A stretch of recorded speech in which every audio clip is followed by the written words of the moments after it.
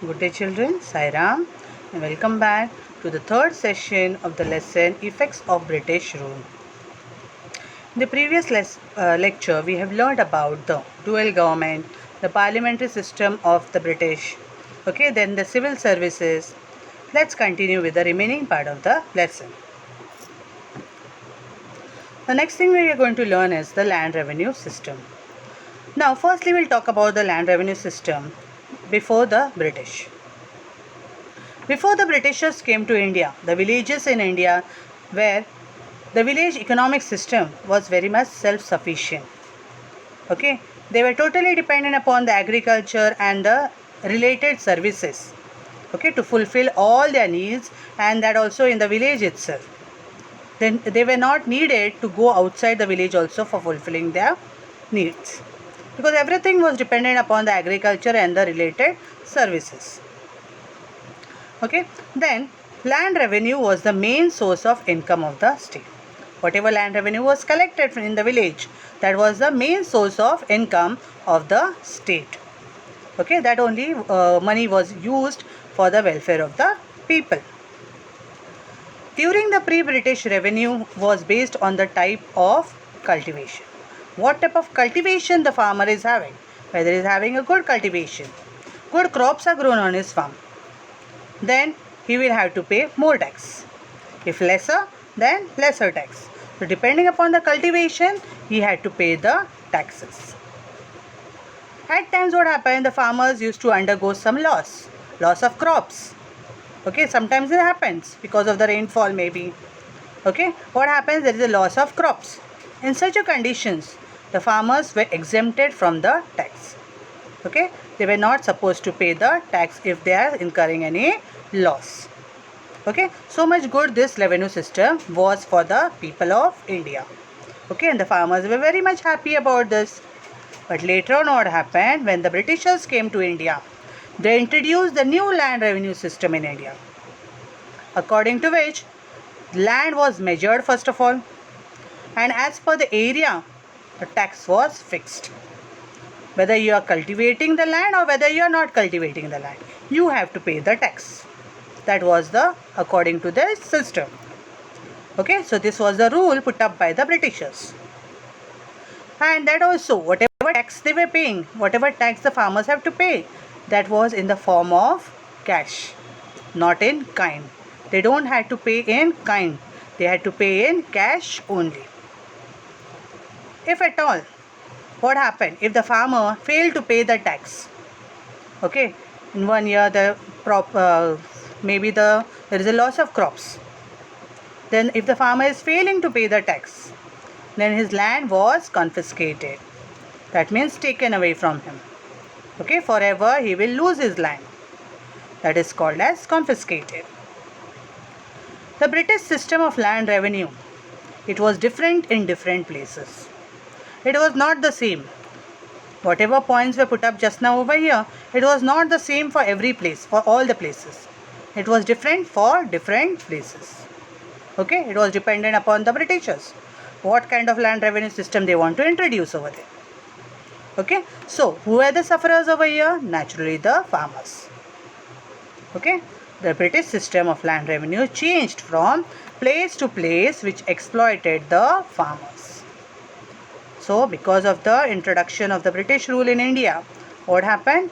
The land revenue system which was introduced by the Britishers was very much bad for the farmers, was not at all advantageous for the farmers. The farmers suffered a lot. What were the consequences of this new land revenue system? The consequence of the new land revenue system was not at all desirable. There were undesirable effects. Firstly, the farmers started selling their crops at whatever price they could get. Whatever price they could get, they used to sell their crops. So the money lenders, the merchants and the brokers, they were in the advantage over here. They took full advantage of this, because the farmers need money. So the merchants and the brokers, what they did, they started purchasing their goods at the minimum rate, at the minimum possible rate. And the farmers had to sell. because they wanted money to pay the tax. For that reason, at whatever price the merchants were taking the crops, they were selling the things. Okay. At times what used to happen? The farmers even had to keep their land as mortgage. Okay, with the money lenders. Okay. What is the meaning of mortgage over here? Girvi rakhna. Okay, or we can say keep the land with the money lender, and where the farmer is going to work as a laborer. Okay, at times farmers had to mortgage their land to the money lender. Why? Because for the arrangement of the money to taxes. Okay, so that the mortgage of the land, what will happen? The farmer will get the money and the money can be paid as tax. For that reason, they had to mortgage their lands. At times, what used to happen? The farmers were not able to repay back the loan. Whatever loan they had taken from the money lenders, okay, by keeping their land as mortgage, they were not able to pay it back. In such cases, what happened? Their land was taken away from them, confiscated from them. Okay, in this way, the farmers became bankrupt. Okay, because of non-repayment of loan. They were not able to pay back the loan. So these were the consequences of new land revenue system which was introduced by the Britishers. Okay. Next is commercialization of agriculture. What is the meaning of commercialization of agriculture? Doing agriculture just for selling it. Okay, selling it to get more profit. That is called as commercialization. Okay, initially what farmers used to do, they used to grow the food crops, which could feed their families as well as the villagers. That was only the work of the farmer. Later on, what happened? The farmers started giving encouragement for cash crops. They started telling the people that if you grow cash crop, you will get more profit. For that reason, the people were also very happy that they will get more money. For that reason, they diverted their attention towards the cash crops. And they started growing the cash crops like cotton, indigo, tobacco, tea, etc. These are the various cash crops they started growing in their fields.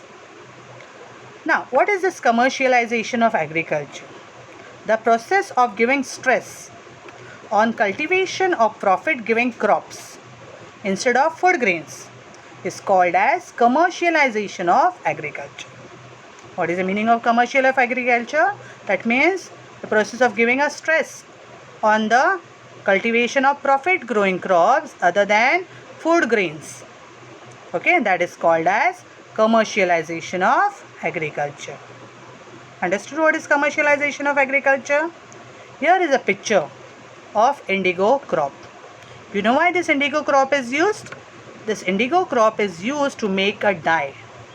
To color the cloth. Okay, the cloth can be turned into this color. Okay, with the help of this crop, indigo crop. So for the textile industries, we require this crop on a large scale. Now, let's talk about the famine which had struck in India from 1860 to 1900. This was a time when people were not having anything to eat. Okay, so much of a problem was there in India. In this situation, in this crucial situation, the Britishers were not ready to help the Indians at all. Okay, it was a really very crucial situation for the Indians. India faced great famine, but the British rulers did not take much efforts to overcome it. They were ruling in India. They were administrating India. So it was their work to look after the Indian people, look after the welfare of the people. At this crucial time, they were supposed to help the people, but no, they were not ready to help at all. They were least bothered about this situation. Okay, they did not spend any money also on the provision of water supply, at least for the people. So much of a bad situation India was facing during this year 1860 to 1900. You can see the state of the people over here, Indian people. What was the situation in this year, that is 1860 to 1900. Let's talk about the development in transport and communication system. The Britishers introduced, that is developed, the transport and communication system of India. Previously, you all must be knowing, India was self-sufficient. They did not need to go out for anything. Everything was available in the village itself. So they were not crossing the boundary at all. If at all anybody wants to cross the boundary, they have to do some religious ceremony and all. Then only the person can go out of the boundary. That was the way. At such time, what did the British do? They started the new transport system. Okay, as well as a communication system. Okay, for what purpose they had started over here? For their convenience. For the convenience of trade and administration. Okay, so that they could administer India very well. They could trade in India very well. For that reason, they started the transport and communication system. According to which, in the year 1853, the first railway ran on the route of Mumbai to Thane. Okay, the first train which ran on the route of Mumbai to Thane. Here you can see the picture of the train. Okay, which ran from Mumbai to Thane. That year only, even the telegraph system was started. Okay, here railways were started, and here telegraph system was also started. Okay, because of which all cities, military stations, they got connected to each other. Okay, and it became very much easy for the Britishers to administer in India. Even the postal system also started. What is the postal system? Where we can send out post like magazines, letters. Okay, that is the postal system. Even the postal system was started. Due to all this system, due to all this development, what happened? A sense of unity was created among the Indians. The Indians came to know each other. They understood what is good and what is bad. They could talk to each other. They could travel from one place to the other.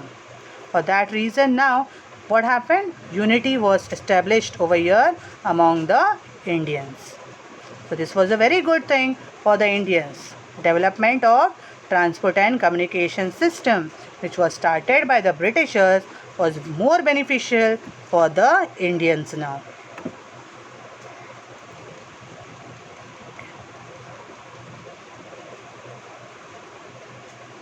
You can see this telegraph machine over here, from which telegraphs were sent from one place to the other.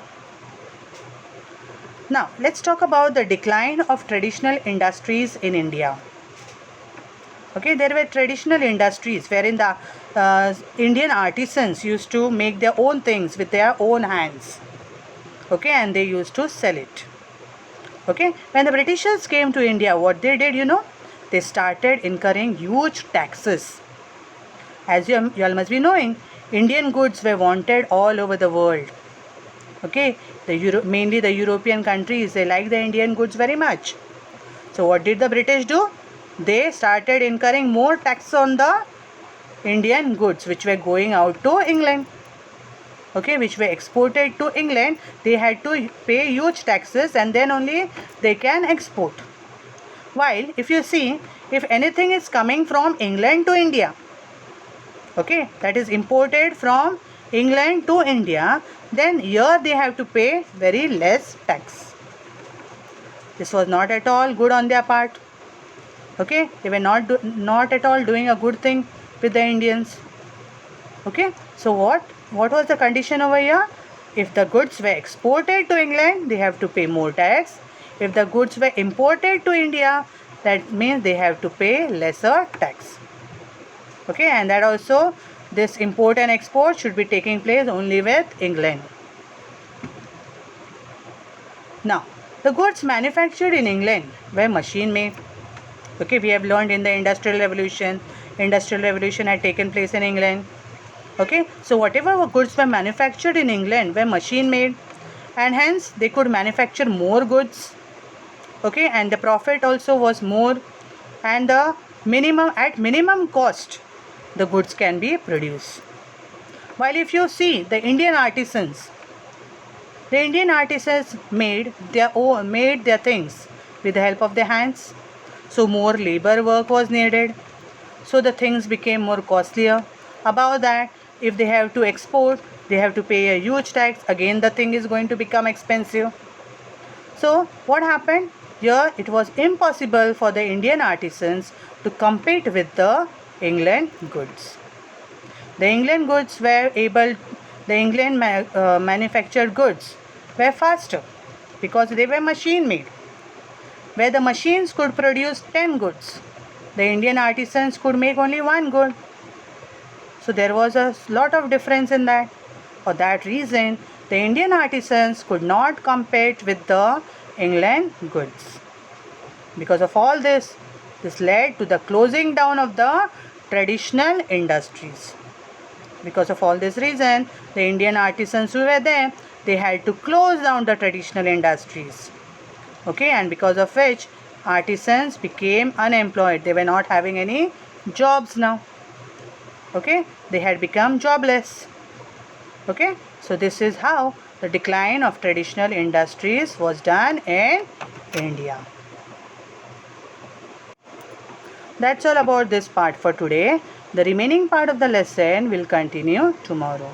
Till then, thank you children.